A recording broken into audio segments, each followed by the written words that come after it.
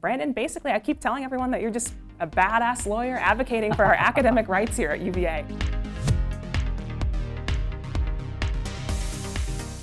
Hi everyone, welcome to the first episode of Ask a Librarian. I am your friendly neighborhood librarian and host, Ashley Hasbach, liaison librarian to the Curry School of Education and Human Development. And today we are interviewing Brandon Butler. Brandon is the first director of information policy at the UVA Library. He provides guidance and education to the library and its user community on intellectual property and advocates on the library's behalf at the federal, state, local, and campus level. Brandon is widely published with a focus on libraries and the fair use doctrine. Brandon is a fellow who and received his JD from the UVA School of Law.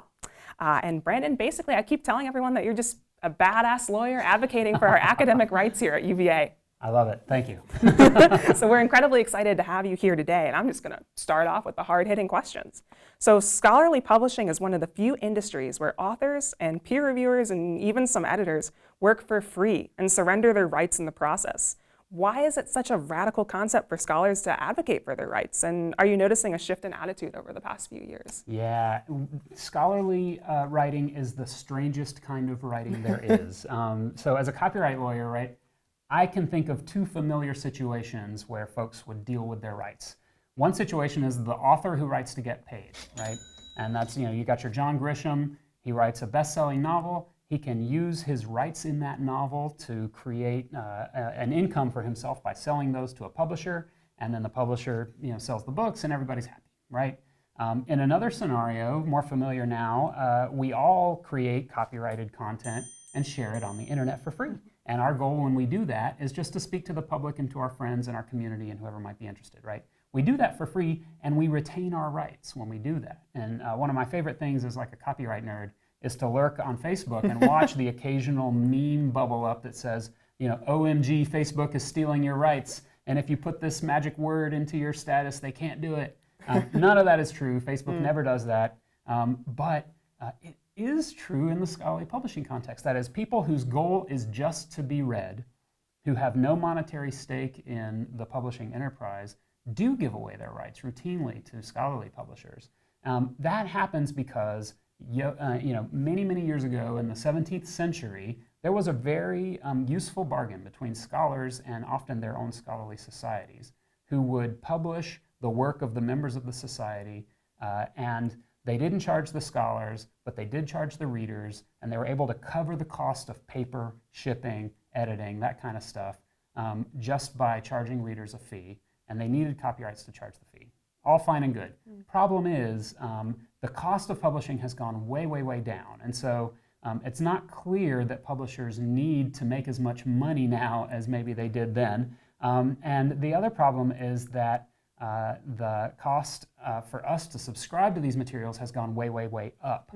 And so as a result of scholarly authors surrendering their rights, we have commercial publishers whose main loyalty is not to scholars, but actually to their shareholders, making huge profits off of scholarship and sharing none of that back with the scholarly community. So it seems like it's overdue time for a change. And we really don't learn about that in our university curriculum as scholars. For our graduate students and for our faculty, this is some crucial information that we should be passing along. And I think it's great that we have you in this position, that UVA Library is taking strides to be more aware of this situation and advocate and implement more educational practices related to this. It shows that we're agile, we're advancing into 21st century librarianship, and we're ready to kind of play a critical role in this discussion.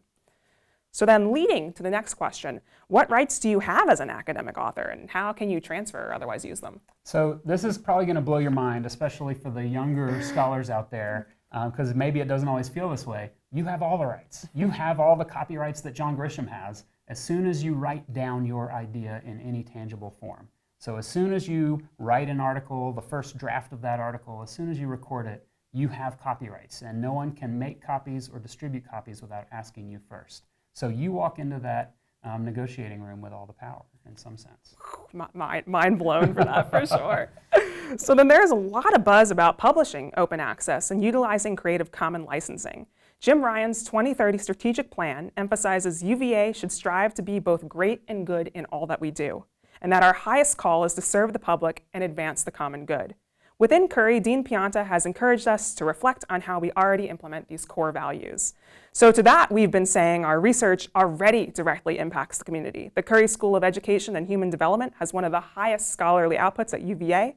Our research serves counselors, educators, administrators, policymakers, healthcare professionals, and community members. It's what we do. We should then aim to make that research widely available with no cost attached. To me, and I think many other faculty within Curry and then our fellow staff members at UVA Library, that's what it truly means to be both great and good, to provide that access for free. And I would challenge all of my faculty to investigate their OA options. So then that leads me to kind of what support does the UVA Library offer for open access publishing, and how can we play a critical role in this initiative? Yeah, so we can support OA publishing in 3 key ways, right? The first one is me. If you have questions about your contracts, preferably before you sign them, come and talk to me. I can help you understand what they mean, how they work, and what kind of changes you might want to ask for. Another resource we have is the Libra repository. It's an open access repository that anyone at UVA is free to use to share legally their own research, regardless of where it's been published. And again, I can help you understand which version you can share. And then the third option we have is Apereo, which is an in-house publishing house at the library. If you want to start a new journal or move your journal into an open access business model, we can help you do that using the services at Apereo. Absolutely. Then how do you even go about negotiating OA into your contracts? So, it goes back to what I was saying earlier. You actually have the power. You walk into the room with all of the rights that the publisher needs in order to publish the work. And so they need your permission. And so try asking. Just try asking.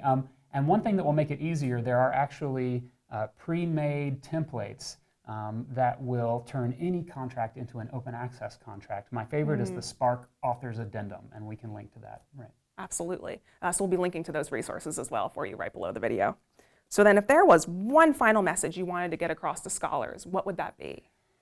The most important thing we can do to make more scholarship available publicly is to change the way our scholarly culture works and to value that openness.